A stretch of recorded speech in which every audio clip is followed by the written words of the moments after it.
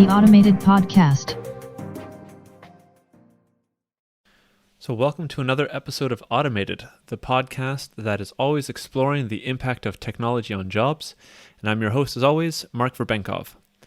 So this week, I discussed with Daniel Welsch about the growth of YouTube as a platform that, of course, attracts your attention, but has also enabled new forms of work. And, of course, is potentially going to generate different forms of work and new jobs in the future. So originally, Daniel is from the US, but he currently lives in Barcelona, where I've known him for the better part of a year. He has been blogging, however, for over 10 years and actually has the #1 blog about expat life in Spain. But beyond being a blogger, he has grown out a media empire, which now extends to a series of best-selling books about the English language, a recently launched podcast, as well as a YouTube channel with over 6 million views. So because of that, I've asked Daniel to come onto the podcast to discuss his experience with YouTube as a tool for supporting him being an online entrepreneur, as it is only relatively recently that this form of work has actually been enabled. Okay, so Daniel, welcome to the Automated Podcast. Nice to have you on. Thank you for having me. Absolutely. So you are a blogger, author, and a professional YouTuber. So I wanted to kind of focus our discussion today around your work on YouTube, as I've already had a blogger come onto the podcast, and I think, or I should hope, that everybody understands how being an author works. So maybe a good place to start is to kind of cover the scope of YouTube, as I think many people use it every single day, but it might be an idea to get some sort of statistics or information from your perspective on the scope of YouTube. Yeah, sure. Well, I just found some statistics on the internet. I found that 5 billion videos are watched every day on YouTube, which if you do the math if you do the math of number of people in the world, it sounds like everybody's pretty much on it. 500 hours of content uploaded every minute, which also seems pretty excessive. The scope is huge, but there's got to be a lot of stuff out there that nobody's ever watching.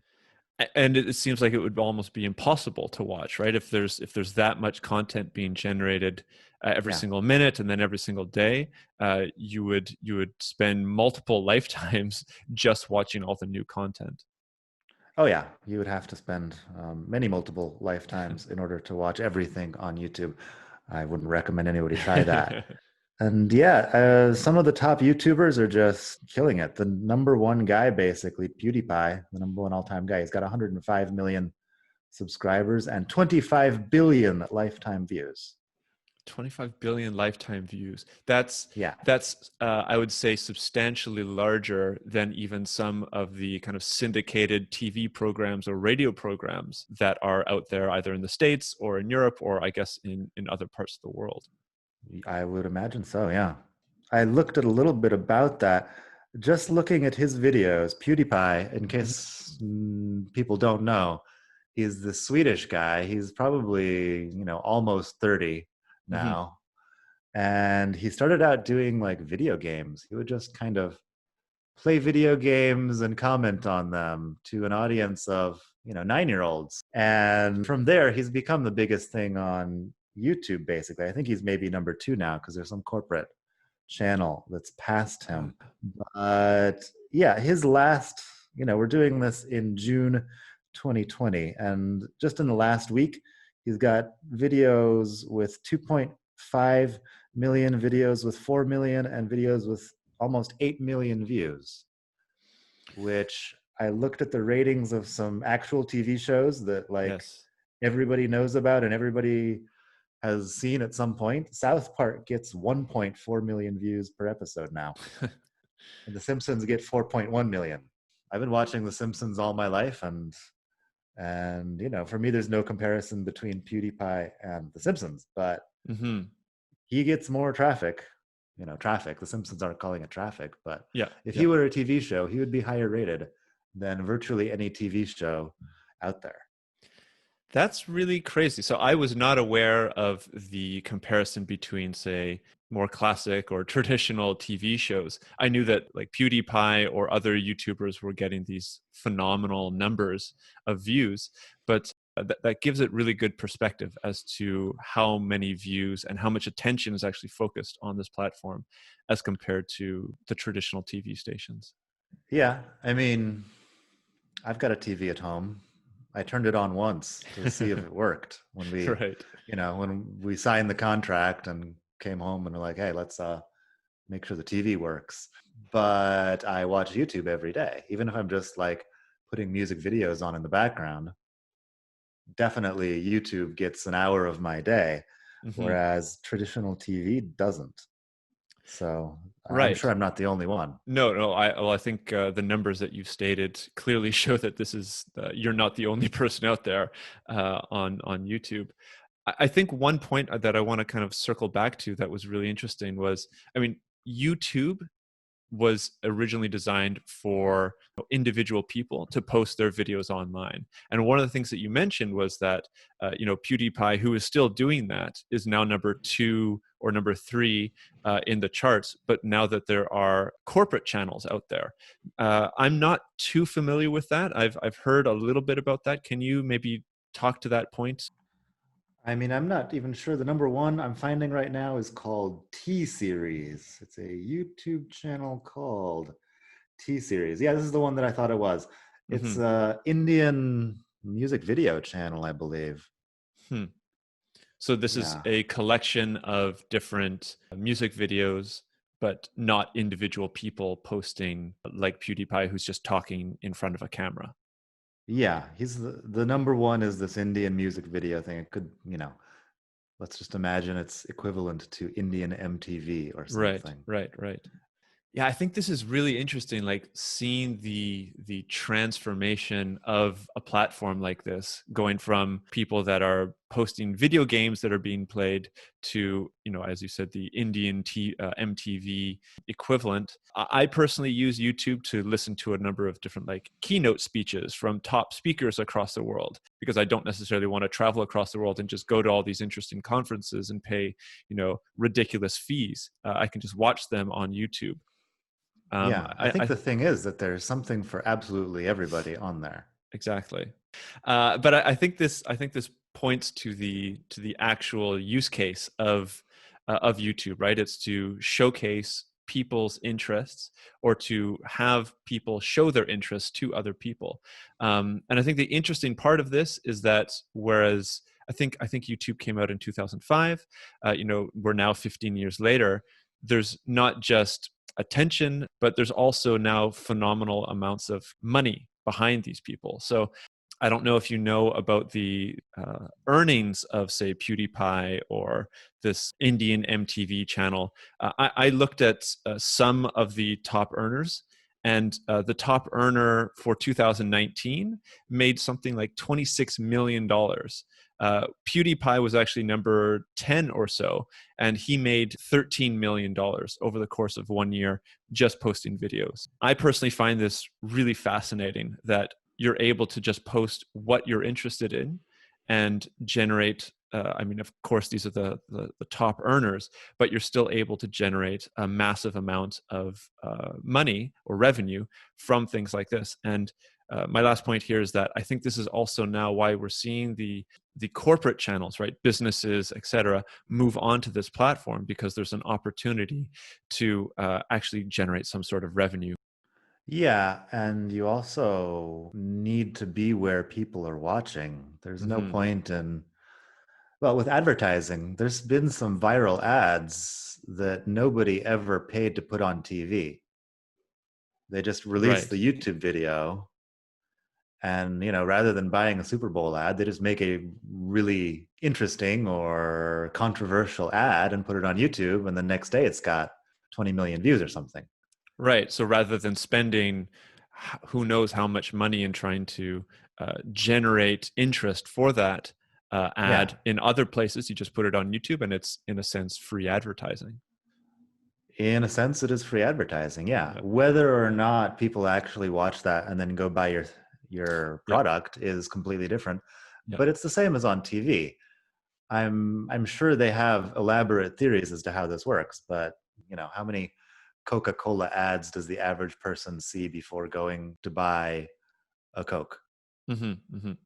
You know, If you create the most viral Coca-Cola ad ever, will you be able to measure the impact of that on Coca-Cola sales? On the internet, it's at least theoretically possible to measure. If it's, traditional TV, it's nearly impossible, as far as I know, to tell whether your ad is, having a direct impact on sales. Right, that's a good point. Yeah, maybe you can talk to that a little bit, because I don't know if many listeners actually understand the statistics that you can get from a YouTube channel, and maybe this is a good segue into your work and your channel. But maybe just touch on the kind of information that you get from viewers on your channel. Yeah, sure. I mean, there's some pretty elaborate analytics that I mostly don't pay a lot of attention to. Hmm. But yeah, you get the number of views per month, you get some demographic information about people. You can tell how long people actually watched your video. If I make an 11-minute video and most people drop out after the first 30 seconds, then I know, Hmm. that video is not working for people. If, average time watched ends up being 6 minutes, that's a lot better than 30 seconds. And this then gives you the feedback necessary to modify or change whatever content you're putting out there, right? To Yeah, Yeah, to make it more relevant to the audience that you're actually sharing it with. yeah. I also get like click-through rate, which allows me to test. I mean, if I really wanted to get into this, I could try different kinds of thumbnails, like, the little thumbnail image Hmm. on the Hmm. video, and figure out what works better, to Could get you, people to actually click on it. yeah, could you just maybe define the click-through rate for people Click, that haven't heard this click-through before? rate. Yeah, if somebody goes to the YouTube search page and they put in chocolate chip cookies, Hmm. then they're going to get a long list of videos about chocolate chip cookies. The click-through rate is how many people see your video title or your video thumbnail and actually click on that.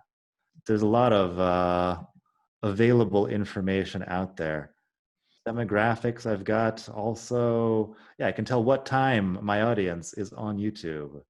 All these different sorts of analytics, as I mentioned, enable you to modify the content, but also gives you, or other channels or corporations, a real insight into what viewers are actually interested in, and what viewers are actually going to continue looking at, in order to Yeah, generate the content that brings them back. That, as you were using the Coca-Cola example, right, it might increase the effectiveness of a Coca-Cola advertisement, or viral video, or other things yeah. like this. And I don't know if Coca-Cola is doing any of this, but they could Hmm. at least put a link at the end of their video. Click on this link for a coupon, Right. et cetera, et cetera, et cetera. And then that would be totally trackable. They would be able to figure out exactly who's redeeming this coupon, for Hmm. example. You could come up with something like that is trackable to, yeah, to find out exactly how effective your campaign or your video or your ad or whatever is, And I which think on this, TV it's real hard. yes, precisely, precisely. I think this is the interesting point, right? That this is something that has never existed before, right? At no other point in time were advertisers able to understand the behavior of their audience, or the behavior of their potential customers. And I think it makes for a much more customized experience for the interested customer or client, or potential viewer. Yeah, of course. And you can get, depending on your targeting settings on YouTube, I think I have, like, they're not showing me targeted ads on YouTube, which would explain how I get these ridiculous things. But Right. yeah, the advertisers, with the algorithm, would be able to figure out exactly what kind of ads you want to see and just show them to you. Unlike on TV, when you've got, a commercial for BMW and you're showing it to the 3% of people who could actually afford a BMW, and also everybody else. Right. You're just Right. wasting a lot of Right. money showing that ad to somebody who's never going to buy a BMW.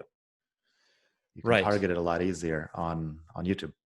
So maybe where the real added value of a platform like this is for a small company or for a startup, right? Enabling that small company, startup, or independent professional able to really target the interested customers and save a lot of time, money, and effort on, say, the advertising or the communications outreach that you need to do to attract customers to whatever product it is that you're trying to get out there.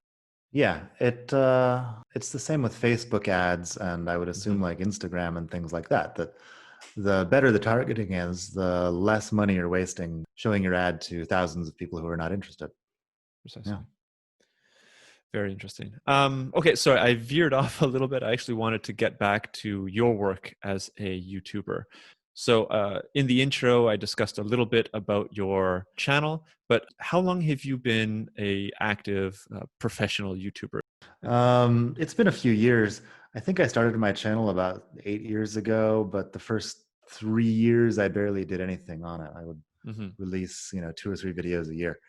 And when I started taking it seriously, I started making at least a video, every couple of weeks, if not more. And yeah, at this point, I've got 500 and something videos up there. Right. My whole thing is that for the most part, I'm teaching English to Spanish speaking people. So I do a lot of grammar stuff and vocabulary stuff and pronunciation. Then I also just do, videos when I'm traveling around where I speak English and I use the excuse that this is, you know, listening and listen to my American accent and, Right. Right. learn some vocabulary from listening to me talk about my trip to Thailand or whatever. So I do both of those things. It's grown quite a bit over, slowly, but I've got almost 100,000 subscribers now, which Okay. Yeah. that's a very It's impressive number to most people out there. right. In the grand scheme of YouTubers, I'm still absolutely nobody. So I wanted to ask you, so if you've been doing this more or less seriously then for 5 years, how has the kind of process changed? Have there been any tools that have enabled you to make your work as a YouTuber easier, digital or otherwise? Maybe you can just talk to that transition or that change if there has been any. Well, yeah, the cameras are getting a lot better. The camera in your mobile phone now is probably doing high def videos, Hmm. which is amazing. And also just the webcam on my computer and the mic on my computer. Um, I guess I'm on the third, MacBook of my career as a YouTuber now. So when I look back at my old videos, I was just using the webcam and they suck. The webcam now is much better, and even better is just the mobile phone, which, I don't even have a nice mobile phone. It's the normal, 180 euro phone, Hmm. not even mid-range, I believe. It still makes really high quality video. And the microphones have also improved a lot. The sound quality you can get out of a tiny microphone has improved a lot. The video editing, you know, back in the day when digital video stuff was new, you would have had to pay millions of dollars for the setup that I have, the free program that comes on my computer. Right. And the Right. people in Hollywood who were doing digital editing in the 90s were literally paying millions. And I've got iMovie, which I could, upgrade to something that costs 199 bucks or whatever. I just don't see the need. It's a pretty good program. Right. And is this maybe not the reason, but certainly a major reason for, like as I mentioned before, these smaller businesses or independent professionals actually being able to be these independent professionals or YouTube stars, because this technology or these programs didn't exist in the past, but now they're, as you said, they're free, they're widely available, and I think they're relatively easy to use for somebody who just wants to start this off as a hobby or do it by themselves at the start. Oh yeah, that's definitely one of the reasons why it's so popular is just anybody can do it. If you've got the patience to sit down with this program, iMovie, for an hour, you can figure out how to do it. It's not complicated at all. And with, just filming something on your camera, even if you're not doing editing, which, back in the day, I also didn't use to edit anything. I would just Okay. film it in one take and put it up. That's even faster. And I want to ask you a little bit about the YouTube platform itself. So I'm aware that YouTube is where you upload the video to. You don't do any editing on YouTube, but has the process within YouTube over the last, say, 5 years changed at all? Have they made it a little bit more functional, a little bit more user friendly? Well, yeah, it's always changing. Where I go to upload my videos is called YouTube Studio. Okay. And they just released a new version. I think it's fine, but some people were complaining about how it's harder to use. I don't know. No, it's super fast. It's easy. Like, you can even edit videos and add music and stuff in YouTube. I just never do. And yeah, it's really, there's no barrier to entry here. Anybody who's even remotely tech savvy should be able to figure this out.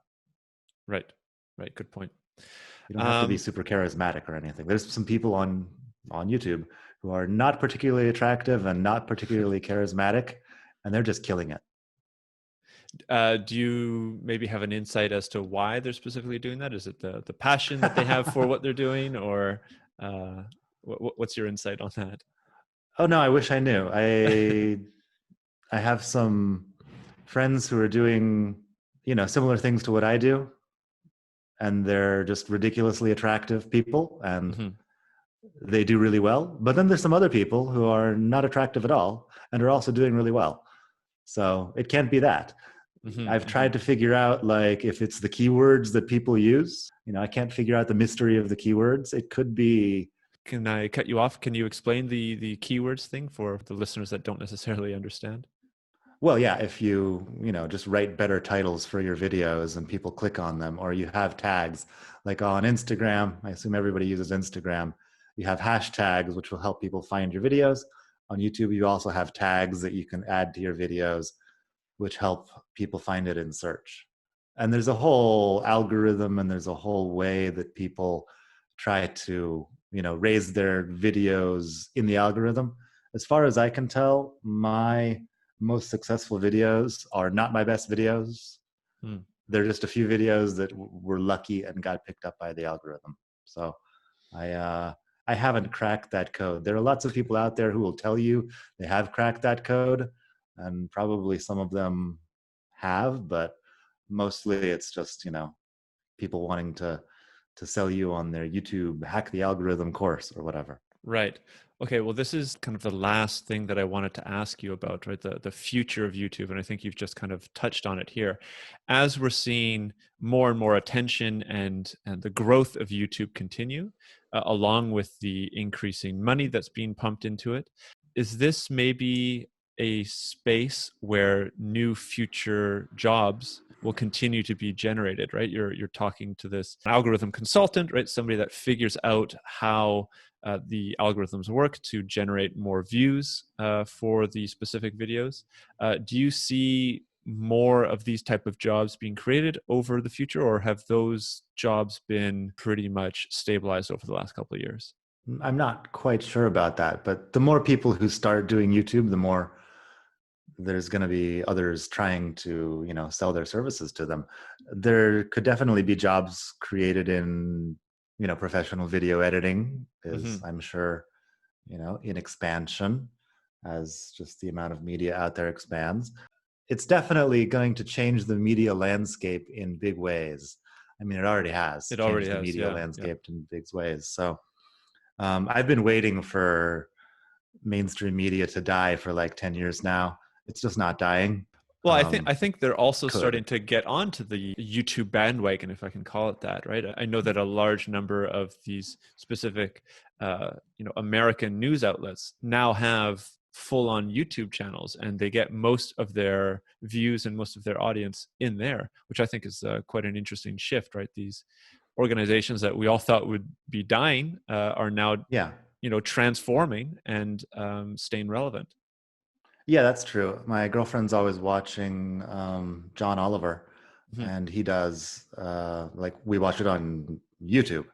Right. I Right. guess officially he's on Comedy Central or something, but yeah, We just watched the YouTube channel. He's got the full episodes there. And yeah, I'm sure there's a lot of other, serious media people who at least have fragments of what they do on YouTube, because that's where the people are.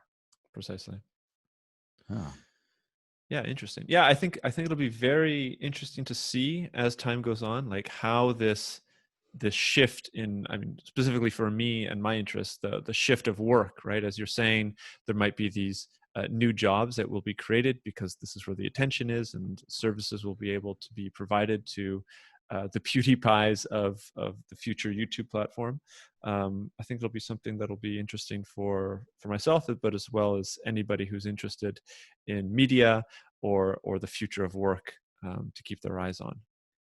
Yeah, definitely. I mean, work, just the fact that I'm able to be a self-employed author and, YouTuber and podcaster and blogger and all of this, it's all just due to these technological miracles, that 10 years ago, none of this would have been possible. And now it's all possible.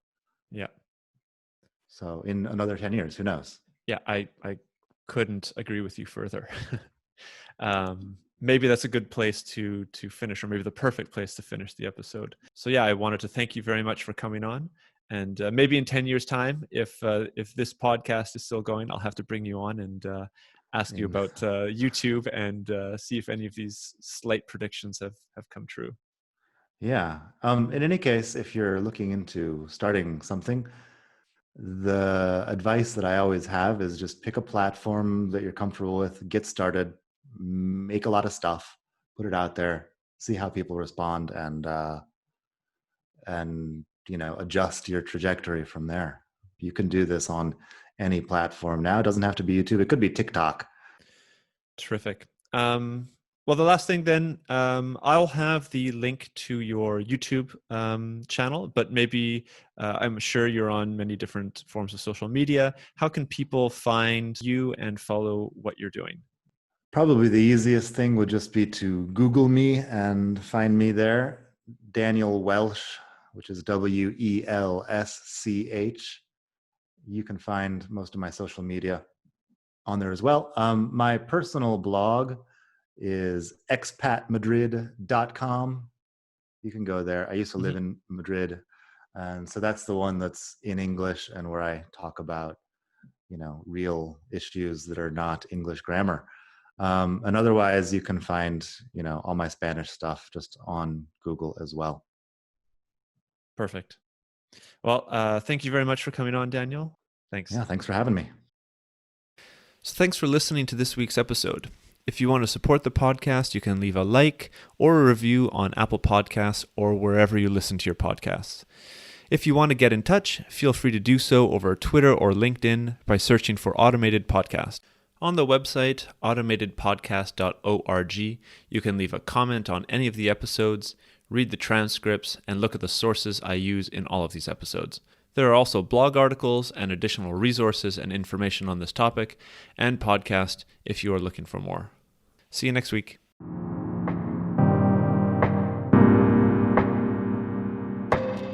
The Automated Podcast.